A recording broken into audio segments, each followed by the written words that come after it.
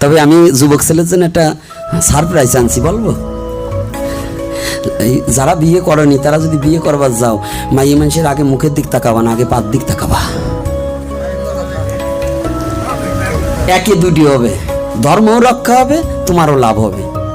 সনাতন ধর্মে কি বলেছেন জানেন? কোনো মেয়ে লোক দেখলে পরে আগে তার মুখের দিক না তাকিয়ে আগে চরণের দিক তাকাতে হবে সনাতন ধর্মে। তাহলে তোমার ধর্ম হবে কি হবে? যা দেবী সর্বভূতেষু মাতৃরূপেণ সংস্থিতা নমতস্যৈ নমতস্যৈ নমতস্যৈ নমঃ নমঃ। ওই যে পুরোহিত কর্তা আছে, কি বলেন নাকি বাবাজি? এটা কি কোন কোন কিসের শ্লোক? চণ্ডীর শ্লোক। তাহলে এখানে বলছে পৃথিবীতে যত নারী আছে সমস্তই মাতৃরূপ। কথাগুলো ভালো করে একটু বুঝবেন, আমার কিন্তু রসা ভাষে কথা বুঝতে লাগে না যেন ব্যথা। তো এখানে কি বলেছে? প্রতিটা নারীর চরণের দিক তাকাতে হবে, সনাতন ধর্মের কথা, চরণে তাকাতে হবে। এটা তোমরা যা আজকে দেখবে